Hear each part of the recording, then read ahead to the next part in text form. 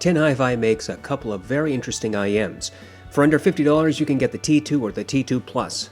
Both are built like tanks, that's where the T comes from, and provide above-average clarity, detail, soundstage, and placement. Those who want a more analytical sound need not jump to higher price brackets. Tin Hi-Fi makes several variations of its T-series IEMs.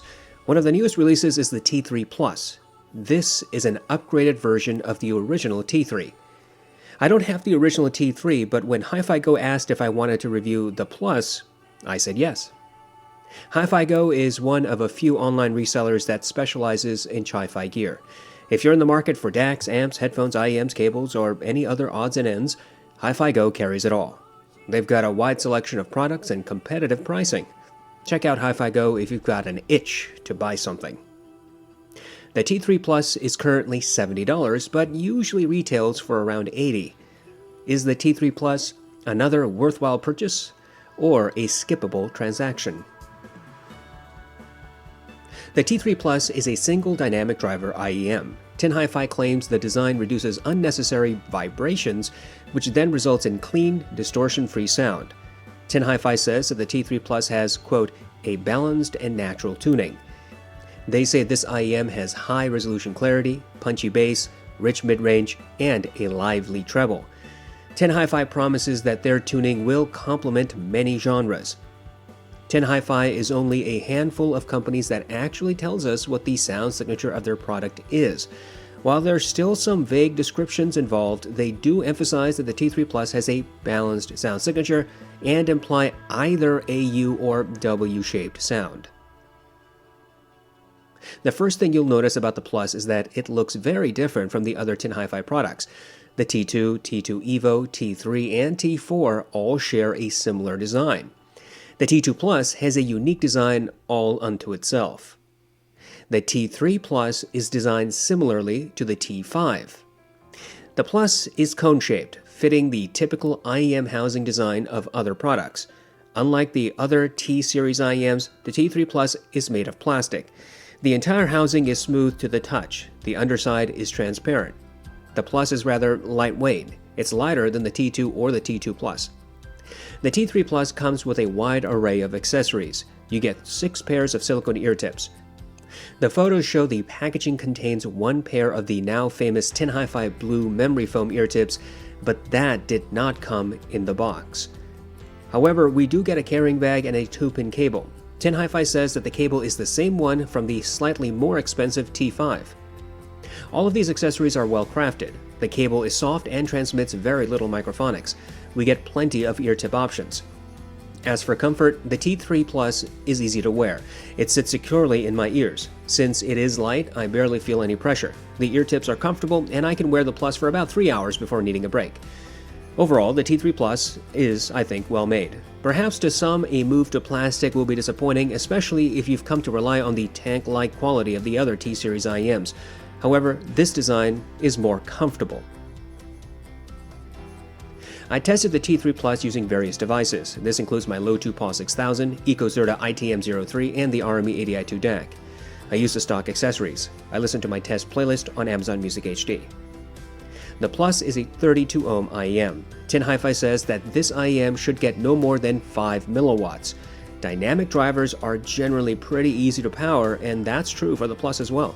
You don't need a dedicated amplifier, and there's no immediate difference in the driver performance when you do use an amp of higher power, as long as this IEM is getting sufficient power. Tin Hi-Fi says that the Plus has punchy bass. My tests indicate that this IEM has somewhat elevated bass. In Mountains by Hans Zimmer, there's a rumble at the beginning. This starts softly, then builds into a crescendo. The Plus did present this detail clearly. The rumble seemed similar to what I heard on the neutral Moondrop Quarks, if perhaps just a little bit more elevated. When the crescendo hit, the organ melded heavily with the other instruments. The rolling thunder effect was pushed forward and louder than the surrounding elements. When the vocals chimed in, they rose from the background until they were about shoulder to shoulder with the instruments. In Conquer by Overwork, there's a sound of rolling marbles at the beginning. This pans from right to left to center.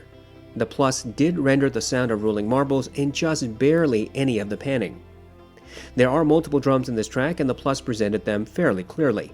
There was obvious melding from one drum strike to the next. Each drum strike sounded a little blunted, as if there was a sheet in front of the speaker absorbing some of the energy. The drums had a thudding sound, not a sharp thwacking sound, if you get my drift. I listened to several hip-hop songs including Pure Water, New Patek, Reel It In, and Uproar. On each occasion, the Plus easily rendered the sub-bass. The subwoofer sounded like it was in the middle of a medium-sized room. The drums were a little louder, the vocals were clear, and about one step behind the drums. There's supposed to be some sparkle in the vocals, in other words, some additional treble added to the vocals. Now, I've been looking for a way to describe this effect and finally found a video that seems to explain it quite well. I recommend you watch at least the first 5 minutes of Help Me Devin's video titled, quote, How to Get Crystal Clear High-End Vocals. This added sparkle, by the way, was smoothed out and not obvious on the Plus. I listened to my Sicario playlist. I use these songs to determine if there's audible bass distortion. Traversing from low to high volumes, the Plus never distorted. Overall, the T3 Plus has a bass emphasis. Sub-bass has a what I would call modest boost, while the mid-bass receives a slightly greater amount. There's average at best clarity in the bass region. 10 Hi-Fi says that the Plus has rich vocals. I have no idea what that really means. My tests indicate that the mids are recessed. In Orla Gartland's song, Why Am I Like This, there's natural vocal grain and sibilance recorded in. The Plus presented both details without elevating or accentuating them. They sounded similar to what I heard on the Quarks. Orla's voice was about one step behind the bass and drums. There was melding between the guitar and drums. In Want You Back by Haim, the Plus again showed that it does not accentuate female sibilance. At 8 seconds into the track, the primary singer says the word we and drags it out, making it sound gravelly. The Plus did present this detail. There are 2 backup vocalists, one in either channel. The Plus rendered these voices clearly at first. When the instruments played at maximum, the backup singers melded into one voice. The drums were a little louder than the other instruments. All instruments melded with each other, resulting in about average clarity and separation among them. In Superposition by Young the Giant, the Plus rendered the ukulele, drums, and bass. The drums were a little louder than the ukulele. The primary male vocalist sibilance was not elevated and sounded similar to what I heard on the Quarks. There's a backup vocalist in this track. Most IEMs and headphones cannot reveal that voice. The Plus could not either. Between 1 minute and 10 and 1 minute and 20 seconds, there are sharp intakes of breaths. The Plus made those sound more like muffled gasps. Overall, the T3 Plus appears to have a slightly recessed mids frequency. Vocals are usually one step behind the drums. There's noticeable melding among instruments. However, the Plus does not elevate vocal grain or sibilance. 10 Hi-Fi says that the T3 Plus has a lively treble, whatever that's really supposed to mean.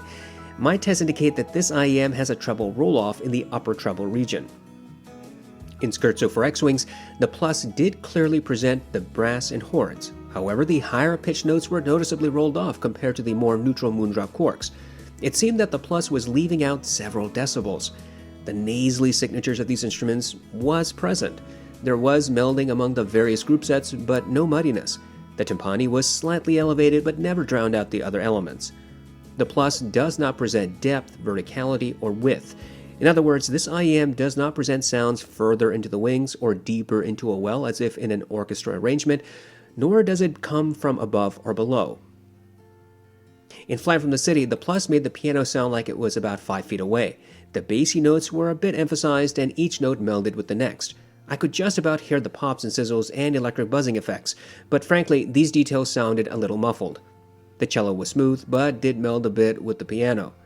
Both instruments were shoulder to shoulder. I could just about hear the creaking of wood on the pianist's bench and the shifting of the cello's weight. In Take 5 by the Dave Brubeck Quartet, the Plus presented the piano in the right, drums in the left, saxophone center, and the bass a step behind. The drums were as loud as the saxophone. The saxophone's higher-pitched notes were underemphasized. The Quarks, for example, had more energy in comparison. The cymbals are struck at different positions, which should result in various tonalities. The Plus did present some of the various notes. Overall, the T3 Plus has a treble roll-off. Low and mid-treble sound fairly close to neutral, but there is a noticeable deviation in the upper end. There is no better than about average clarity in the treble region. Tin Hi-Fi did not make any promises about the detail exceptionalism of the T3 Plus. That's a good thing because this IEM probably won't create a new standard for detail retrieval. Obvious details are present, but subtle and nuanced details are either hard to hear or missing altogether.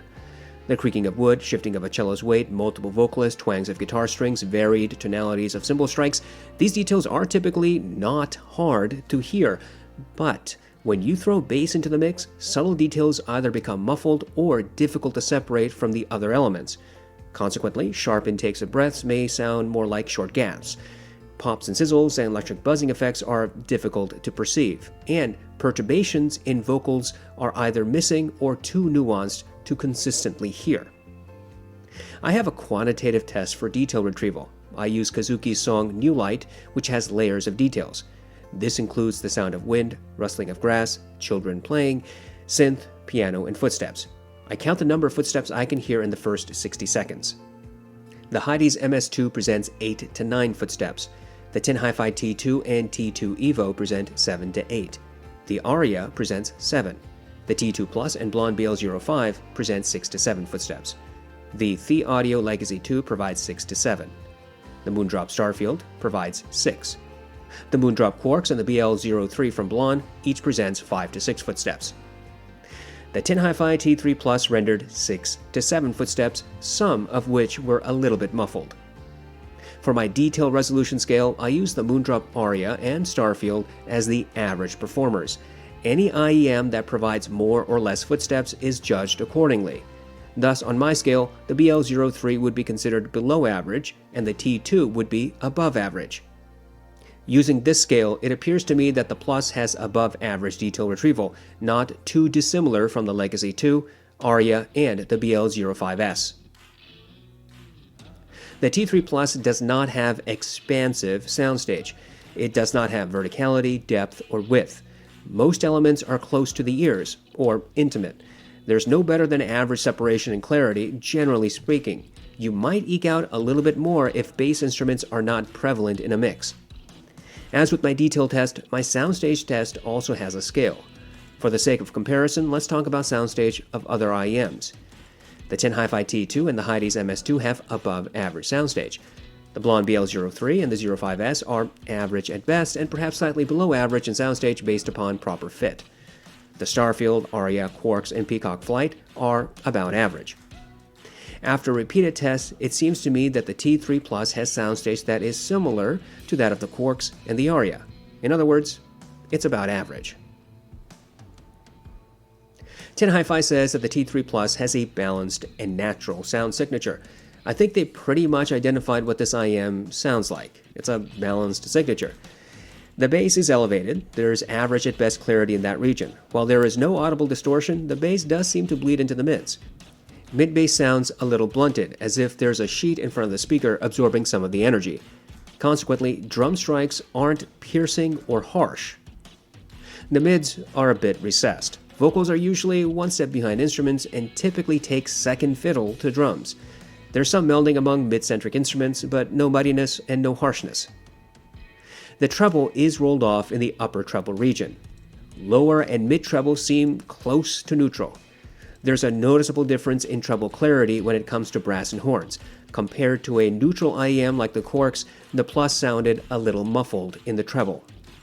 The Plus, on the other hand, has at best above average detail when bass is not prevalent, but it has about average soundstage. While some might say this is a balanced sound signature, others might say it's an S-shaped presentation. Either can be correct. What is patently obvious, however, is that the Plus is not a V-shaped, aggressive IEM. It's unlikely you will hear a sharp or piercing sound from this product. I think it's important we compare products so that you have a better idea of what you're getting yourself into. Here, we will compare the T3 Plus against the T2 and the Aria.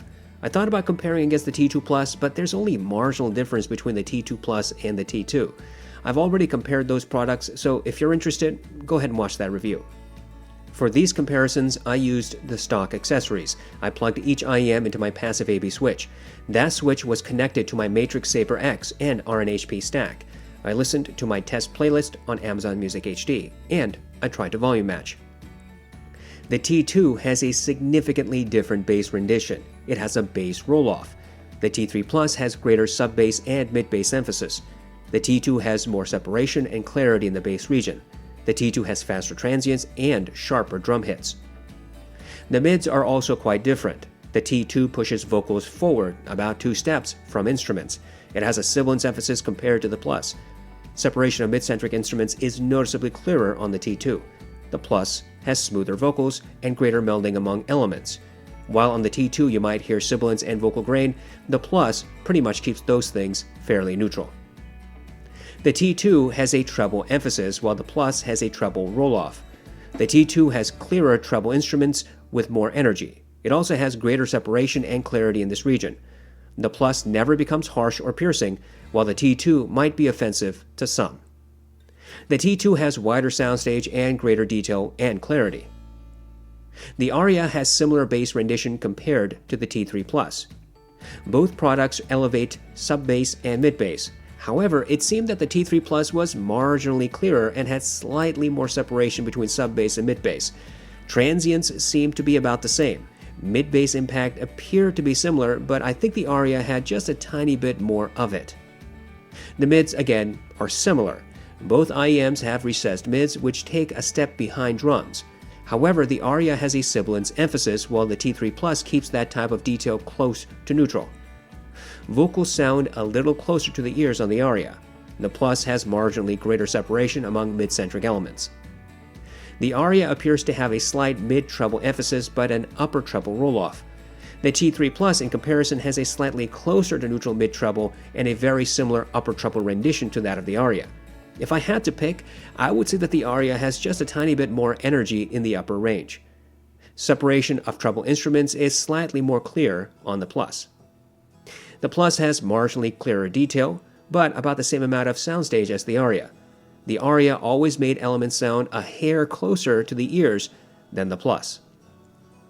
Comparisons like these help us understand what newer products are capable of. It also gives me a chance to figure out if a company is placing something new into the market, or whether it's following a trend, or if it's the same stuff they've done before but with a new coat of paint. Here, it is clear that the T3 Plus is nothing like the T2. However, the Plus does have a sound signature that is similar to that of the Aria, though these IEMs do not sound identical. The Plus, despite its more S-shaped or balanced tuning, is generally a little clearer than the Aria, while at the same time being materially different from the T2. Whether you will like any of these products is something you have to discover for yourself. Plenty of people do not like tin hi-fi products, especially the T2. That IEM is said to have hot vocals and a harsh treble. While I understand what people mean by that criticism, I'm not sure I would agree that the T2 is the harshest IEM in the market. What the T2 and even the T2 Plus do quite well is with clarity, soundstage, and detail. These are more analytically tuned products. And obviously, with their bass de-emphasis, this tuning does not suit every genre, and certainly not every listener. The T3 Plus seems to be a new break, at least from the T2 series. I've never heard the original T3, so I don't know if there's anything different in that regard. But those who complained about the T2's sound signature and fit now have the Plus to consider.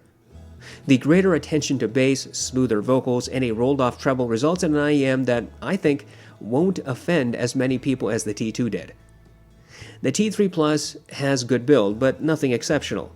This is not the tank-like, bulletproof build of its predecessors, but the Plus is easier to wear, fairly comfortable, and comes with agreeable accessories. Its tuning is probably aimed at a wider audience as well. This brings us to value. Yes, I think the T3 Plus is value. This product does nothing groundbreaking, however. It does have its own unique twist to what we already know. Surprisingly, the Plus has a sound signature that I thought was very close to the Aria's, or at least mimicking it. Perhaps this is a trend we will see more and more among IEM manufacturers, a bass emphasis that isn't aggressive, recessed mids, and a gentler upper treble. But whether this is something the majority wants is a separate story. The T3 Plus is perfectly competent. You won't get the clarity, detail, soundstage, and separation of the original T2, but you also don't get the sibilance or treble spike. If you've wanted above average detail but overall a smoother presentation, then the T3 Plus might be your cup of tea.